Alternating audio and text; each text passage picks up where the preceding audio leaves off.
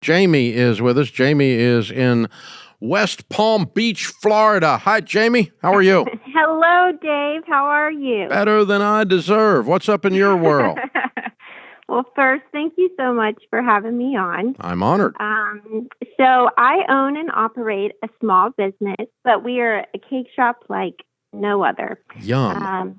We are an experience from the moment that you step in front of our door before you walk into our shop.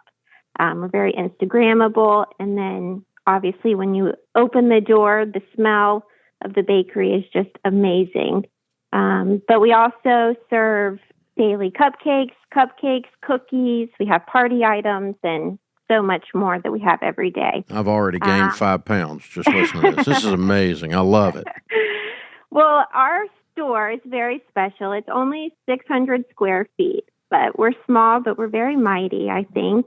Just for reference, last month we sold a little over 4,000 different items. I started this business out of my house 10 years ago. You are amazing. Because of the demand, in between that time, I had 2 babies. I was still running the house. I wanted to be home with them, but I can't ever sit still. So I continued to run the business, and it kept growing and growing. And so what was your gross revenues in 23? What will you do this year? Or last year? Well, we're pretty good. We hit 443 last year. So you're making $500,000 a year top line. Okay, good. That's a lot of cake. Well done. It is a lot of cake. So we are growing and growing. We're continuing to grow. Mm-hmm. What's your profit on $500,000? Oh my gosh. I'm sorry? I said, oh my gosh. When you did your taxes, what'd you pay taxes on? That's your profit. I'm not the numbers guy. The numbers. My husband runs that. Did I mention I run this with him? We've done well. We have money in the bank, and we're still going. We started with 4 employees. Now we have 9 women in the back, front, running the business, and then, like I said, my husband who handles all that money side, finances. Thank goodness I'm the creative mind in it all. So how can I help you today? So we're wanting to grow. We feel like we've gotten the business to a really good point, and we're kind of in the middle of what do we do next? Do we try and open another location, or do we go down the franchising route? And my question for you is, how do you know when it's time to grow, and how do you know the best direction to go in for that growth?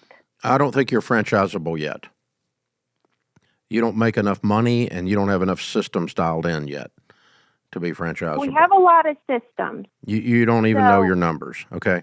You're a tiny little operation in 600 square feet. You're doing wonderful work. It's beautiful. It's a great experience, but you're not franchisable yet. You need to have done this on a little more scale to franchise it. I would open a couple more locations, one to start with, and then another one after you get that one operating properly. When you get up to 3, then you can see that this can operate without you in the building and still have the magic. And you've got systems that are dialed in that are repeatable across 3 different locations, and then you're making $300,000 or $400,000. Maybe you got your profit margins up per store even, which wouldn't be bad at all. You may not be charging enough for these cakes in this experience. And once you get all that going, then you might have a franchisable operation. The problem with franchising is it's not as simple as just duplicating the one store, because you've got huge legal expenses to meet the franchising law. Right. We've already started the process. We've been. Well, then why did you call me? What'd you need me for? Because I just feel like, I feel like we do have a lot of systems in play. Okay. And I know. So you're already. How much money have you spent on the legal fees on franchising so far? Well, we haven't had to do all. We're at the very early stages of all of that. Yeah. You're going to drop. You're going to drop $100K to get ready to franchise. Yeah. But we do have some really good systems in play. Like, I know that I can leave and that shop is going to run. We have A customer can come into our bakery and say, oh, I need a cake like today. Okay, can you come back in 20 minutes? Sure. My girls in the back can whip up a cake and the customer can come back. Okay. They're happy. And all the magic that is in the air doesn't leave when you leave the building. No, it does not.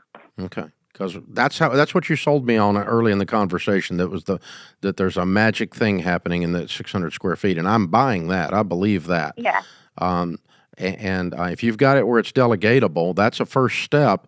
I personally would not spend the money on franchising until I had a couple of different branches that were making money, though. You do what you want to do. Some people do that, and if that's the direction y'all want to go, it's fine. We'll still be friends.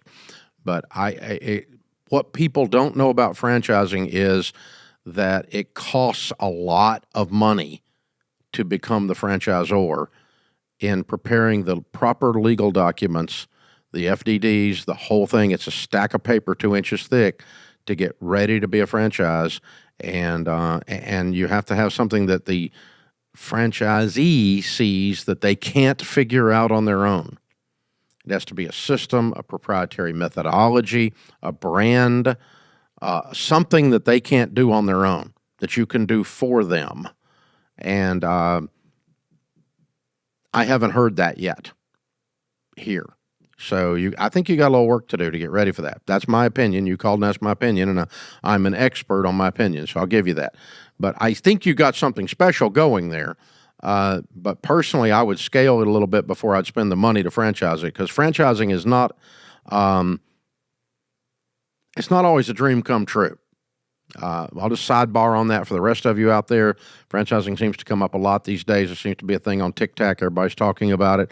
And I want you to, here's what happens, okay? Let's say you have an actual operation, whether it's Jamie's or somebody else's, and you have something that's very different, and it's very sellable, and you even have a name that people are starting to recognize. And then you franchise that. A franchisee buys your systems because they don't have them. They buy your name recognition because they don't have it to open the store. And in the early stages, the franchisor is real sure that the franchisee is successful because of the franchisor. After it's been running for 5 years, the franchisee starts to think that they're successful because of them, because of their hard work, not because of the specialness of the franchise. And so there's always a love-hate relationship that can develop, and usually does, between franchisees and franchisors. It is a very difficult thing to scale without creating that love-hate relationship, because the franchisor always feels like that the franchisee is successful because of their systems and their name and their specialness. The franchisee always feels like they're successful because of their hard work, their ingenuity, not because of the specialness of the franchise. And they begin to resent paying the royalties. You know, typically the franchise is a price up front plus a percentage of gross revenues as a royalty.